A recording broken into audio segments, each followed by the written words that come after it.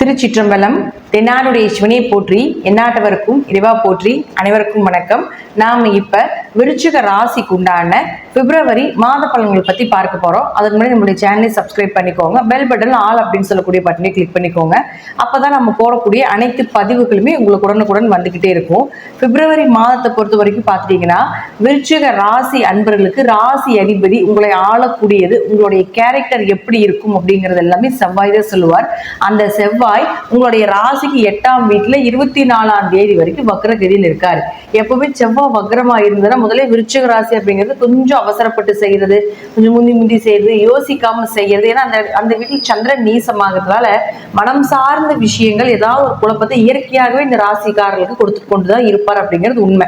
இப்போ உங்களுடைய ராசி அதிபதி அப்படின்னு சொல்லக்கூடிய செவ்வாயும் பார்த்தீங்கன்னா வக்ரகதியில் இருக்கார் 24ஆம் தேதி வரைக்கும். அவரே உங்களுக்கு 6ஆம் அதிபதி ஆகிறதுனால 24ஆம் தேதி வரைக்கும் கடன் சார்ந்த விஷயங்களோ நோய் சார்ந்த விஷயத்துல எல்லாமே கொஞ்சம் கவனமா இருங்க. வேலையில கொஞ்சம் பிரச்சனைகள் அதிகரிக்கிறது, வேலை சார்ந்த விஷயத்துல ஏதாவது ஒரு மன கஷ்டங்கள் இதெல்லாமே இருக்கும் அப்படிங்கிற அமைப்பு உண்டு. 24ஆம் தேதிக்கு மேல பாத்துட்டீங்கன்னா செவ்வாய் அங்கேயே தான் இருப்பார். ஆனா 8ஆம் வீட்டில் இருக்கும் பொழுது விபரீத ராஜயோகத்தை ஏற்படுத்தி கொடுக்கும். தசாபுத்தி மட்டும் நல்ல 2ஆம் அதிபதியோ தனஸ்தானாதிபதியோ லாபஸ்தானாதிபதியோ 7ஆம் அதிபதியோ இந்த போல ஏதாவது ஒரு நல்ல ஸ்தானாதிபதிகள் திசையோ புத்தியோ நடத்தினால் இந்த 24ஆம் தேதிக்கு மேல உங்களுக்கு விபரீத ராஜயோகமாக திடீர் பணவரவு, திடீர் அதிர்ஷ்டங்கள், ஷேர் மார்க்கெட் சம்பந்தப்பட்டது, லாட்ரி சம்பந்தப்பட்டது இதெல்லாமே நிச்சயமாக ஏற்படுத்தி கொடுப்பார். இந்த 24ஆம் தேதி வரைக்கும் பணம் சார்ந்த விஷயம், உங்களை சார்ந்த விஷயங்கள கொஞ்சம் கவனமாக இருந்து செயல்படுத்திக்கோங்க. ஏன்னா உங்களை ஆளக்கூடிய செவ்வாய் வக்ரத்துல இருக்கிறார். அதனால நம்ம புரிஞ்சுக்கணும். அடுத்தது பாருங்க, உங்களுக்கு குரு. இந்த குரு உங்களுக்கு தனகாரகன், உங்களுக்கு பணத்தை கொடுக்கக்கூடியவர்.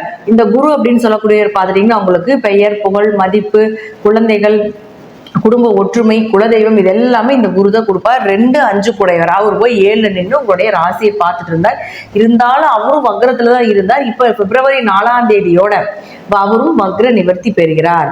அப்போ நீங்க ஏகதேசம் பிப்ரவரி 4க்கு மேலே பண வரவை எதிர்பார்க்கலாம். ஓரளவுக்கு பண வரவு, குழந்தைகள் சார்ந்த விஷயத்துல கொஞ்சம் அவங்களுடைய தேவைகளை பூர்த்தி பண்றது, குலதெய்வத்தினுடைய அனுகிரகம், குடும்பத்துல நிறைய பிரச்சனைகள், வம்பு வழக்குகள், குடும்ப ஒற்றுமை குறைந்திருந்தாலும் கூட பிப்ரவரி 4ஆம் தேதிக்கு மேல அந்த பிரச்சனைகள் எல்லாமே அப்படியே சுமூகமாக மாறக்கூடிய ஒரு சூழ்நிலைகள் இதெல்லாமே ஏற்படுத்தி கொடுப்பார். 2ஆம் அதிபதி 7ல போய் இருந்தாலும் ஏதாவது ஒரு வழியில உங்களுக்கு கணவர் மூலமாகவோ மனைவி மூலமாகவோ பண வரவு அப்படிங்கிறது நிச்சயமாக ஏற்படுத்தி கொடுக்கும்.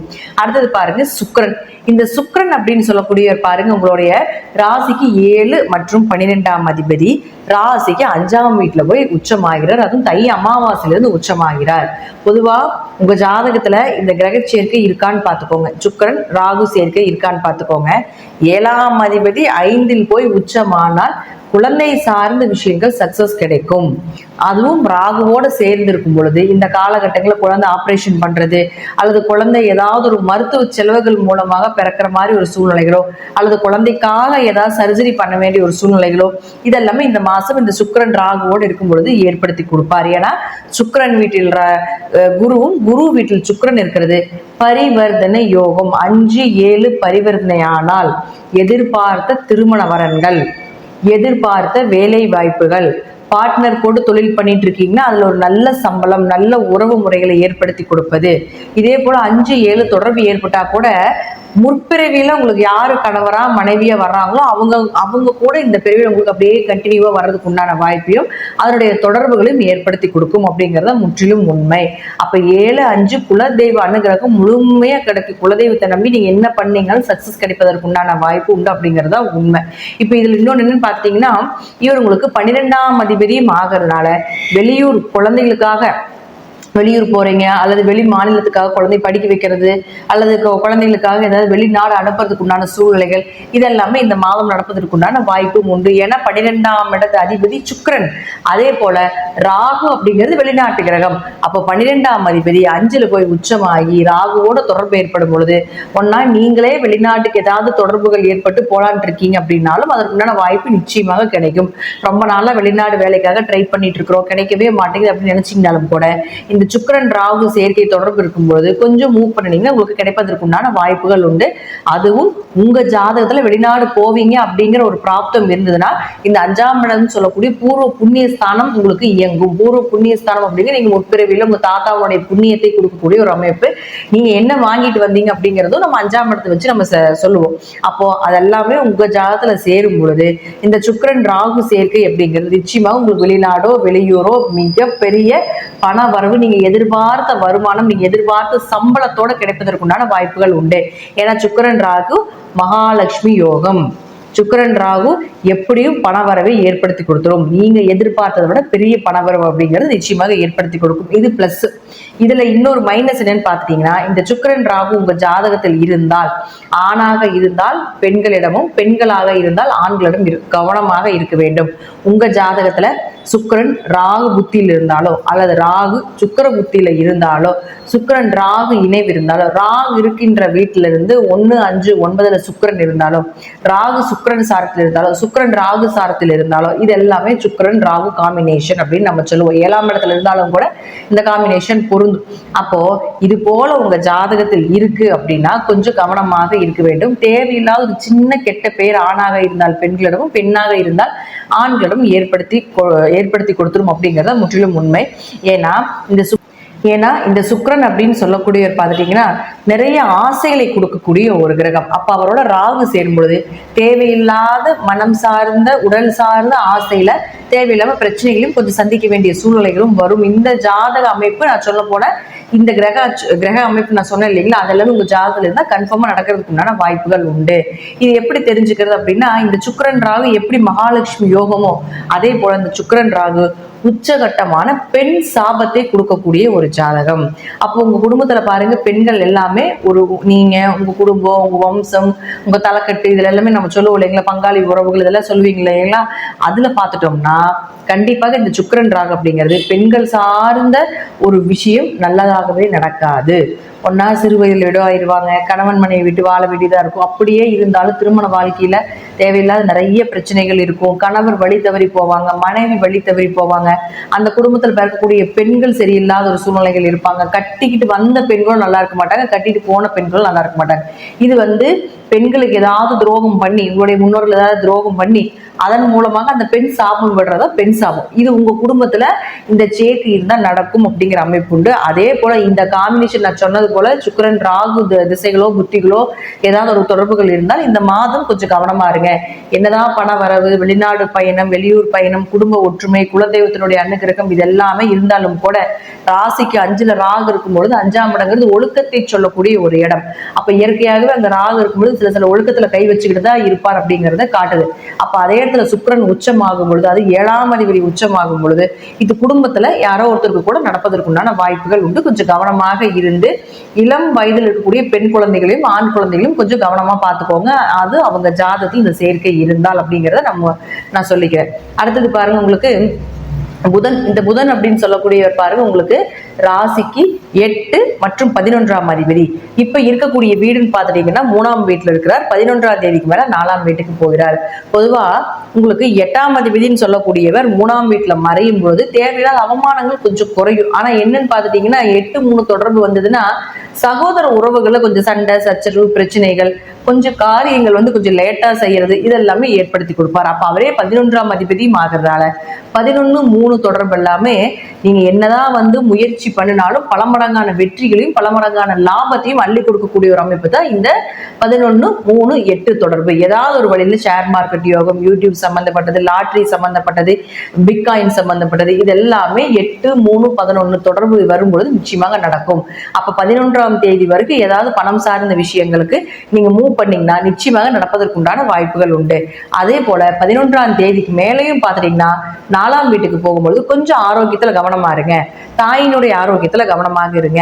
மற்றபடி பாத்துட்டீங்கன்னா 11ஆம் அதிபதி 4ஆம் வீட்டுல இருந்தாலும் லாபத்திற்கு குறைவு இருக்காது அப்படிங்கறத உண்டு. சில கொஞ்சமான விரைய செலவுகள் உண்டு அப்படிங்கறத காட்டுதே தவிர மற்றபடி பாத்துட்டீங்கன்னா ஏதாவது ஒரு வழியில உங்களுக்கு காசு பணம் சொத்து சேர்க்கை ஏற்படுத்தி கொடுத்தே தீரும் அப்படிங்கிறது முற்றிலும் உண்மை.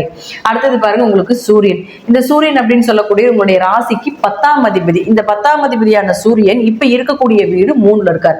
10 3ல இருந்துன்னா தொழில கொஞ்சம் மந்தமா இருக்கும், பெரிய முயற்சிகள் செய்ய முடியாது, பெரிய பணவரம் அப்படிங்கிறது இருந்திருக்காது. நார்மலா என்ன லாபங்களோ அது மட்டும் தான் இருந்துட்டு இருக்கும், பெரிய லாபங்கள் அப்படிங்கிறது கிடைக்காது. இப்போ இந்த சூரியன் 11ஆம் தேதி 12ஆம் தேதிக்கு மேல பாத்தீங்கன்னா 4ஆம் வீட்டுக்கு போறார். அப்ப 4ஆம் வீட்டுக்கு சூரியன் போகும்பொழுது கேந்திராதிபதி கேந்திரத்துல இருப்பது மிகப்பெரிய யோகம். ஏன்னா 10ஆம் இடமும் கேந்திரம், 4ஆம் இடமும் கேந்திரம், கேந்திராதிபதி கேந்திரத்துக்குள்ளேயே கனெக்ட் ஆயிட்டாருன்னு மிகப்பெரிய யோகத்தை கொடுப்பாரு. அது விபரீத ராஜயோகத்தை ஏற்படுத்தி கொடுக்கும். 12ஆம் தேதிக்கு மேல தொழில் வளர்ச்சி அருமையா இருக்கும், தொழில நல்ல லாபங்கள் கிடைக்கும். அதே போல நீங்க என்ன எதிர்பார்த்தீங்களோ அதை விட பல மடங்கான லாபத்தை இந்த சூரியன் ஏற்படுத்தி கொடுப்பார். ஒரு வகையில பாத்துட்டீங்கன்னா சனியும் சூரியனும் சேருது. இந்த சனி சூரியன் சேர்க்கை 12ஆம் தேதிக்கு மேல இருந்ததுன்னு வச்சுக்கோங்களேன். இதே உங்க ஜாதகத்துல சனியும் சூரியன் சேர்க்கை இருந்ததுன்னா, ஆண் ஜாதகமாக இருந்தால் சமுதாயத்துல மிகப்பெரிய வளர்ச்சி, அரசு வேலை, கவர்மெண்ட் சம்பந்தப்பட்ட வருமானங்கள், யாராவது வேலை வாய்ப்புக்காக கவர்மெண்ட் வேலைக்காக ட்ரை பண்ணிட்டு இருக்கிறீங்க, அல்லது கவர்மெண்ட் எக்ஸாம் எழுதுறதுக்காக அதை ட்ரை பண்ணிட்டு இருக்கீங்க, இது போல இருந்துச்சுன்னா நிச்சயமாக இந்த சூரியன் 12ஆம் தேதிக்கு மேல வந்ததுக்கு அப்புறம் பண்ணுங்க. உங்களுடைய நேர சூரியன் உங்களுடைய ராசியே பார்க்குது. இந்த சூரியன் உங்களுடைய 10ஆம் வீட்டையே பார்க்கறதுனால தொழில் ரீதியாக, கவர்மெண்ட் தொழில் ரீதியாக நீங்க என்ன செஞ்சீங்கனாலும் சக்சஸ் கிடைப்பதற்கு உண்டான வாய்ப்புகள் உண்டு. இது எப்படி இது சனியும் சூரியனும் உங்க ஜாதகத்துல இருந்துன்னு வச்சுக்கோங்களேன். இந்த காம்பினேஷனோட பலன் என்ன அப்படின்னா, ஆண் ஜாதகமாக இருந்ததுன்னு வச்சுக்கோங்களேன், அப்பாவும் பையன் ஒரு வீட்டுல இருக்கவே விடாது. ஏதாவது ஒரு சண்டை சச்சரவு பிரச்சனைகள் வந்து 2 பேர் பிரிவினைகளை கொடுத்துரும். அல்லது அப்பா இருந்தாருன்னா வீட்டுல பையன் இருக்க மாட்டா, அப்படி பையன் இருந்தாருன்னா அப்பா இருக்க மாட்டா. அப்படி இவங்க 2 பேருக்கு ஒரு உறவு முறைகள்ல ஒரு விஷயத்துல ஏதாவது ஒரு சங்கடங்களை கொடுத்து கொண்டே இருக்கும். இதே பெண் ஜாதகமா இருந்ததுன்னு வச்சுக்கோங்களேன், சனியும் சூரியனும் சேர்க்கை ஏற்பட்டுருச்சுன்னா அப்பாவும் பொண்ணும் ரொம்ப அண்டர்ஸ்டாண்டிங்கா இருப்பாங்க. சொத்தையே எல்லா சொத்துமே பொண்ணு பேர்ல எழுதி வச்சிருவாங்க. பையனுக்கு பூர்வீக சொத்தை கொடுக்கறதுல பெரிய பிரச்சனை பண்ணுவாரு. ஆனா இதே பெண் ஜாதகமாக இருந்ததுன்னா எல்லா சொத்தையும் எழுதி கொடுத்துருவாரு. பெண்கள் அந்த பெண் குழந்தை மேல ரொம்ப பாசமா இருப்பார், என்ன கேட்டாலும் செஞ்சு கொடுப்பாரு. அதே போல அந்த பொண்ணு அப்படிதான், அவங்க அப்பா மேல ரொம்ப பாசமா இருக்கும், விட்டு கொடுத்து பேச மாட்டாங்க, எதா இருந்தாலும் தன்னுடைய தந்தைக்கு உண்டான விஷயத்த செய்தே கொடுத்திரும்.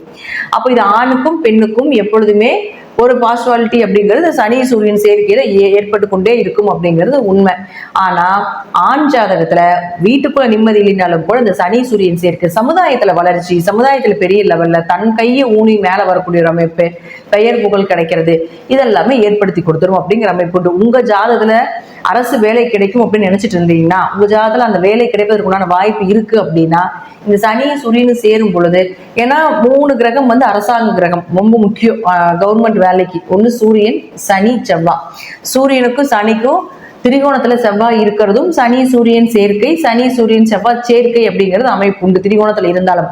அப்போ இதையும் நீங்க பயன்படுத்திக்கிட்டு இந்த சனி சூரியன் செவ்வாய் சேர்க்கை வந்து அரசு கிரகமாக இருக்கிறதுனால வர வேலையை தவற விட வேண்டாம். சின்ன வேலையாக வந்தாலும் ஏத்துக்கோங்க. ஏன்னா அடுத்தது ப்ரொமோஷன் அப்படிங்கிறது நிச்சயமாக கிடைக்கும். சனி சூரியன் சின்ன வேலையில போய் சேர்ந்தீங்கனாலும் கூட பெரிய பதவியில கொண்டு போய் இருக்கிறதுக்கு உண்டான ஒரு வாய்ப்பு நிச்சயமாக ஏற்படுத்தி கொடுப்பாரு. அதனால ஜாதகத்துல கவர்மெண்ட் வேலை, அதே போல அரசோட கான்ட்ராக்ட் ஏதாவது எடுத்து செய்யறீங்க, முதலீடு போட்டு செய்யறீங்க அப்படின்னாலும் இந்த சூரியன் தன்னுடைய சொந்த 10ஆம் வீட்டை பண்றதுனால 12ஆம் தேதிக்கு மேல அது போல கான்ட்ராக்ட் இருந்ததை எடுத்து நீங்க பண்ணினீங்கன்னா இந்த மாதம் உங்களுக்கு சிறப்பாக நீங்க எதிர்பார்த்ததை விட எப்படி நீங்க நினைச்சீங்களோ அதை விட பெரிய வாய்ப்புகளும் பெரிய பணவரவும் பெரிய போஸ்டிங்கும் கிடைப்பதற்கு உண்டான வாய்ப்பு அப்படிங்கிறது ஏற்படுத்தி கொடுப்பார்.